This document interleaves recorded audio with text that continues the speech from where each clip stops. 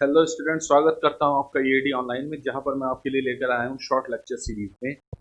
आज का जो टॉपिक है वो बेटा प्रोडक्शन इंजीनियरिंग से बहुत ही इंपॉर्टेंट टॉपिक है। उसका नाम है बेटा chip thickness ratio. Chip thickness ratio. तो चिप थिकनेस रेशो को समझने से पहले हमें कुछ टर्मिनोलॉजी पता होनी चाहिए, ठीक है, मशीनिंग एरिया के बारे में। ओके, तो मैंने यहाँ पर कुछ डायग्राम बनाई है, चलिए इन्हें थोड़ा सा एनालाइज कर लेते हैं। Okay, so this is the machining area. ये मशीनिंग एरिया है बेटा, जिसे मैं टॉप से देख, यानी कि for example this is my work piece, this is my cutting tool. तो अगर मैं इसे टॉप से देखूंगा तो मुझे कुछ ऐसे दिखाई देगा, this is cutting tool, this is work piece. Okay, so this is the work piece and this is the cutting tool. Okay, now अब देख रहे हैं आप कि वर्क पीस जो है एन रेवोल्यूशन से घूम रहा है, जिससे हम कटिंग वेलोसिटी कैलकुलेट कर सकते हैं। BC, BC is the cutting velocity. Cutting velocity कैसे? With respect to tool. तो cutting velocity with respect to tool हो गई आपकी बीसी। नाउ ये जो डायमेंशन आप देख रहे हैं, यहां से यहां तक जितना मटेरियल हमें रिमूव करना है, इसे मैंने डेप्थ ऑफ कट मान लिया है, डेप्थ ऑफ कट। नाउ अब आप देख रहे हैं बेटा कि मेरा जो कटिंग टूल है वो पोजीशन बी से पोजीशन ए पर आ जाता है। पोजीशन बी से पोजीशन ए पर आ जाता है और मैं मानता हूं बी से ए तक आने में वर्कपीस अपना एक रेवोल्यूशन कंप्लीट करता है। तो जब कोई वर्कपीस अपना एक रेवोल्यूशन कंप्लीट करता है तो टूल द्वारा वर्कपीस के एक्सिस के पैरेलल चली गई दूरी को हम क्या कहते हैं? फीड कहते हैं। ठीक है, तो फीड क्या है बेटा? वर्कपीस के एक रेवोल्यूशन में कितने एमएम टूल जो है बेटा वर्कपीस के एक्सिस के पैरेलल इधर चला, इधर, तो दिस इज कॉल्ड फीड। और बेटा ये डेप्थ ऑफ कट जो है ये वर्कपीस के एक्सिस ऑफ रोटेशन के परपेंडिकुलर दी जाती है, परपेंडिकुलर दी जाती है। ठीक है, तो बेटा ये आपका ये जो मशीनिंग एरिया है इसको और अलग ढंग से देखते हैं। देखिए, this is the cutting tool, ये कटिंग टूल है, ये वर्कपीस है, यहां से चिप निकल रही है। ठीक है, तो बेटा कटिंग वेलोसिटी आपकी इधर होगी, this is the cutting velocity BC. ठीक है, इधर भी ले सकते हैं आप, नो प्रॉब्लम, क्योंकि वर्कपीस की टूल के रेस्पेक्ट में कटिंग वेलोसिटी इधर आएगी, टूल की वर्कपीस के रेस्पेक्ट में कटिंग वेलोसिटी इधर आएगी। This is the velocity of chip with respect to tool, velocity of chip with respect to tool. ठीक है, ओके। अब बेटा ये मान के चलिए आप कि ये जो आपका ये वाला डायग्राम है, ये मैंने इस छोटे से पोर्शन को, जिसे मैंने सर्किल के ऐसे यहाँ थोड़ा सा इनलार्ज करके दिखाया है और उसमें देखा है कि क्या हो रहा है एक्चुअली। तो ये देखिए, ये जो पोर्शन है ये ग्रीन कलर का, ये टूल है आपका। ठीक है, यह वर्कपीस का मैंने थोड़ा सा पोर्शन यहाँ दिखाया, करेक्ट। तो 3D डायग्राम है, ये देखिए विड्थ ऑफ चिप है, this is the uncut chip. A1 is what? Uncut chip thickness. और B क्या है बेटा? Width of chip and uncut chip. इन्हें बराबर मान लेते हैं अकॉर्डिंग टू मर्चेंट एनालिसिस। ठीक है, width of chip and uncut chip हम बराबर मान लेते हैं। तो बेटा B विड्थ ऑफ चिप और अनकट चिप हो गई, A1 हो गई आपकी अनकट चिप की thickness. A1 is the uncut chip thickness. और A2 जो है आपकी, A2 that is called chip thickness, यानी कि आफ्टर कटिंग जो चिप बनेगी उसकी थिकनेस। अब याद रखना बेटा, A2 और बड़ा होता है A1 से। A2 हमेशा A1 से बड़ी होती है। क्यों? देखिए, जो टूल है वो A1 को कंप्रेस करता है, इधर की तरफ पुश करता है, तो कंप्रेशन होता है। अब आपको पता है कंप्रेशन में क्या होता है बेटा? लेंथ तो कम होती है और थिकनेस ज्यादा होती है। तो जो चिप निकलेगी बेटा उसकी लेंथ कम होगी कंपेयर टू, उसकी लेंथ कम होगी कंपेयर टू अनकट चिप की जो लेंथ होगी, और जो थिकनेस है वो ज्यादा होगी कंपेयर टू A1। तो मैंने इसलिए यहां पर कह दिया A2 is greater than A1। दूसरा कारण है बेटा कि चिप टूल के rake surface, this is called, ये वाला जो सरफेस होता है ये वाला, इसे rake surface of cutting tool कहते हैं। इस पर घिसटते हुए आगे बढ़ती है, तो जिससे एक फ्रिक्शन जो है VF के ठीक अपोजिट काम करता है। ओके, तो ये जो घिसटते हुए आगे बढ़ रही है, इस फ्रिक्शन अपोज करेगा बेटा इसकी मोशन को, इसकी चिप की मोशन को। कहां पर? टूल के रेक सरफेस पर, जिससे बेटा इसमें कंप्रेशन प्रोड्यूस होगा और इसकी थिकनेस बढ़ेगी। तो ये दो रीजन दे दिए हैं मैंने आपको चिप थिकनेस ज्यादा होने के compare to uncut chip thickness. ठीक है, मान लेते हैं L1 L2। L1 क्या है? लेंथ ऑफ अनकट चिप है। L1 क्या है बेटा? लेंथ ऑफ अनकट चिप है। और L2 जो है वो लेंथ ऑफ चिप है। याद रखना बेटा कि जो L2 होगा वो कम होगा बेटा L1 से, उन्हीं दो रीजन की वजह से, कंप्रेशन टूल द्वारा जो लगाया जा रहा है चिप पर, और बेटा फ्रिक्शन द्वारा जो कंप्रेशन लगेगा चिप पर।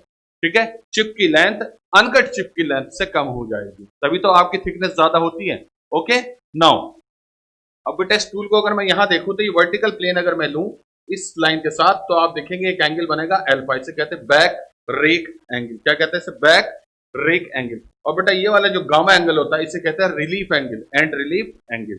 ओके, नाउ अब बेटा ये जो ABC है, ABC, ये तीनों पॉइंट मैंने अलग से यहां दिखाए। ठीक है बेटा, AB स्पीड आपको पता है ना, पोजीशन बी से ए पर आ गया था कटिंग टूल आपका, इतने वर्कपीस ने अपना एक रोटेशन कंप्लीट किया था, तो वो उसकी फीड हो गई। तो A B is nothing but feed, ठीक है। अब ये साइड कटिंग एज जो है कटिंग टूल की, ये वाली साइड कटिंग एज जो है, ये बेटा इस हॉरिजॉन्टल लाइन के साथ एक एंगल बनाती है फाई, यहां पर देखिए, ठीक है। This is the side cutting edge और ये इस हॉरिजॉन्टल लाइन के साथ अल्फा एंगल बनाती है, सॉरी फाई एंगल बनाती है। अब ये जो फाई एंगल है इसे कहते हैं अप्रोच एंगल। क्या कहते हैं बेटा फाई एंगल को? Approach angle. मैं लिख देता हूं यहां पर approach angle, this is nothing but approach angle, okay. इसे अप्रोच एंगल कहते हैं, ओके। बेटा ए डी, मैंने क्या करा, पॉइंट ए से बीसी पर एक परपेंडिकुलर डाला, जिससे मुझे मिल गई अनकट चिप थिकनेस। ये एडी जो होती है ये अनकट चिप थिकनेस होती है A1, लेकिन यहां पर हम इसे अनकट चिप थिकनेस न कहकर क्या कहते हैं बेटा, इसे हम कहते हैं बेटा ट्रू फीड। क्या कहते हैं? True feed. इसे ट्रू फीड क्यों कहते हैं समझ लीजिए बेटा। साइड कटिंग एज ये है आपकी, साइड कटिंग एज जो है ये वर्कपीस की तरफ एक्चुअल में फिजिकली कितना बढ़ी, that is called true feed.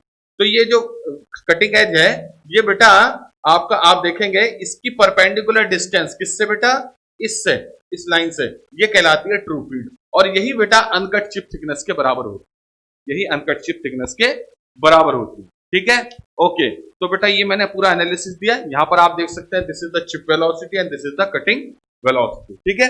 अब थोड़ा सा हम देखेंगे कि चिप थिकनेस रेशियो होता क्या है। मैं यहां से ये साफ कर रहा हूं, इसे हम साफ कर देते हैं ताकि आगे की बात समझ सकें, okay. Now just see, just observe क्या होता है, ठीक है।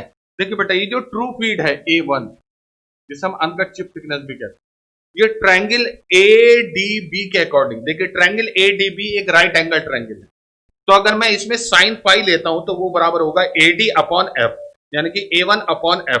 तो A1 इज इक्वल टू आ जाएगा बेटा F sine phi, F sine phi.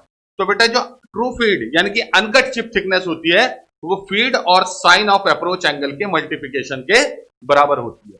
ऐसा बेटा होता है ऑब्लिक कटिंग में, ऑब्लिक, ऑब्लिक कटिंग किसे कहते हैं अभी बताऊंगा बेटा, इसे कहते हैं ऑब्लिक कटिंग, ठीक है।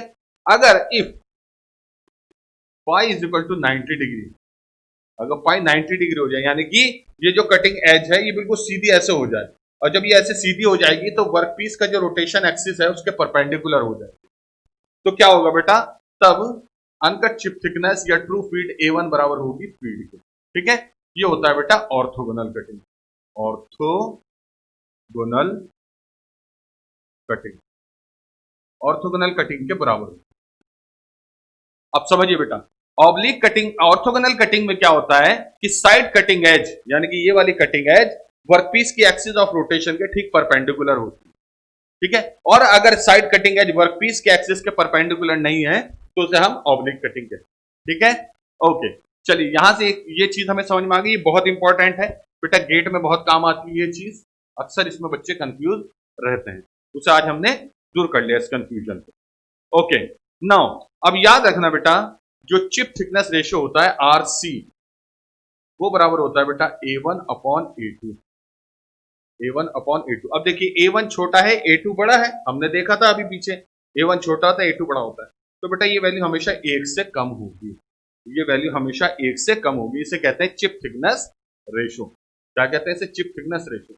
अब चिप थिकनेस रेशियो और टर्म्स की फॉर्म में भी दी जा सकती है, जैसे मैं ले लेता हूं पहले वॉल्यूम कंसिस्टेंसी, वॉल्यूम कंसिस्टेंसी,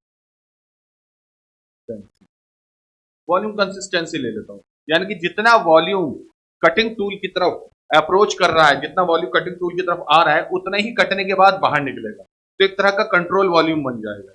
तो हमारी ये जो प्रॉब्लम होती है बेटा ये कंट्रोल वॉल्यूम के टाइप की होती है, ओके, कंट्रोल वॉल्यूम के टाइप की होती है। नाउ वॉल्यूम कंसिस्टेंसी के अकॉर्डिंग क्या होगा बेटा, नोटिस कर लीजिए आप कि जितना वॉल्यूम कटने से पहले था उतना ही कटने के बाद रहेगा, तो कटने से पहले वॉल्यूम हो जाएगा बेटा A1 L1, ठीक है, इंटू B, यानी कि जो कटने से पहले अनकट चिप है उसकी थिकनेस इंटू उसकी लेंथ इंटू उसकी विड्थ बराबर हो जाएगा बेटा आपका A2 into L2 into B, यानी कि कटने के बाद चिप की कितनी थिकनेस है इंटू उसकी लेंथ इंटू उसकी विड्थ, ठीक है। तो ये आपका यहां से B से B कट जाएगा बेटा, हम B बराबर मान के चलते हैं, होती नहीं है प्रैक्टिकली, बट मान के चलते हैं। तो यहां से आ जाएगा बेटा A1 upon A2 is equal to L2 upon L1, L2 upon L।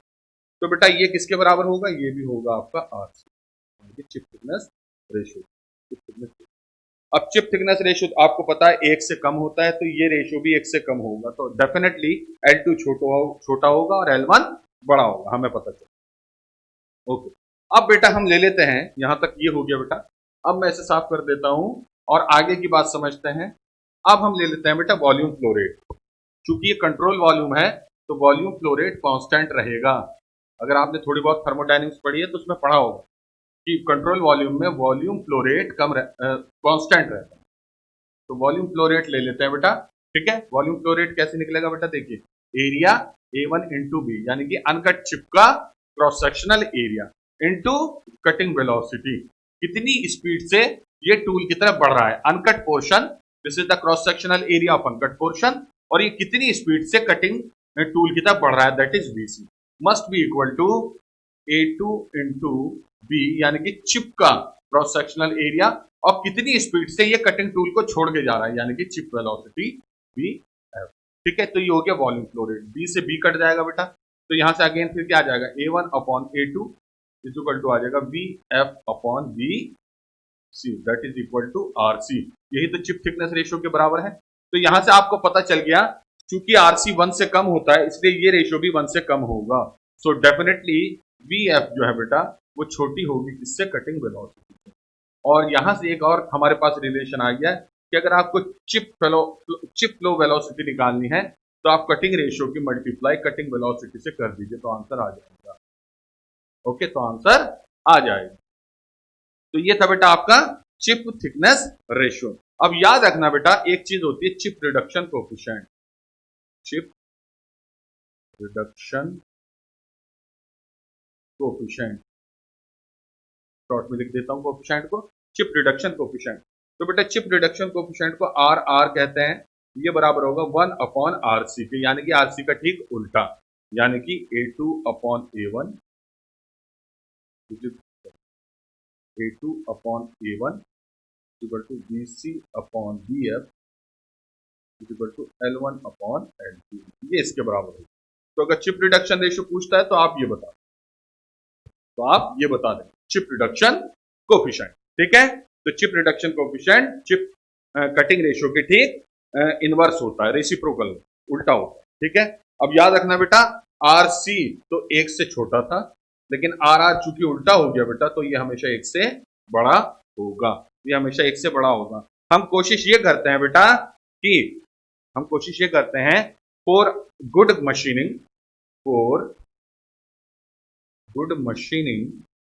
Short में लिख देता हूं बेटा मशीनिंग, फॉर गुड मशीनिंग आपका जो चिप रिडक्शन कोएफिशिएंट है या chip thickness ratio must be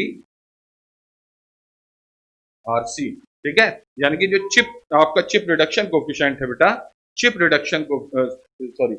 thickness ratio है, चिप थिकनेस रेशियो हर हालत में क्या होना चाहिए बेटा, लोअर होना चाहिए, मस्ट बी लोअर। और चिप रिडक्शन कोएफिशिएंट जो है मस्ट बी ठीक उल्टा हो जाएगा हायर, ठीक है। तो बेटा गुड मशीनिंग के लिए RC या तो RC लोअर हो खूब, या फिर बेटा आपका चिप रिडक्शन कोएफिशिएंट हायर हो। ये जितना होगा उतना अच्छा आपका होगा। For good machining it should be higher, it should be higher and it should be lower, आपको क्या याद रखना है बेटा, अच्छी मशीनिंग के लिए A1 A2 जितना बराबर हो सकेंगे उतना अच्छा। कभी बराबर नहीं होते बट ट्राई करते हैं कि जितनी आपकी cutting chip uncut chip thickness है उतनी ही आपकी चिप थिकनेस है, ऐसा मेंटेन करने की कोशिश करते हैं। होता नहीं है बट ऐसा होना चाहिए। It is known as good machining, तो इसे गुड मशीनिंग कहते हैं, ठीक है। तो बेटा आज हमने देखा चिप थिकनेस रेशियो क्या होता है, और एक बहुत ही इंपॉर्टेंट पॉइंट हमने देखा कि अच्छी मशीनिंग कब मानी जाती है, जब RC या तो हायर हो या RR आपका लोअर हो। जितना ये आपका दोनों पैरामीटर मेंटेन करेंगे आप उतना अच्छा रहेगा। आई होप आपको ये लेक्चर पसंद आया होगा।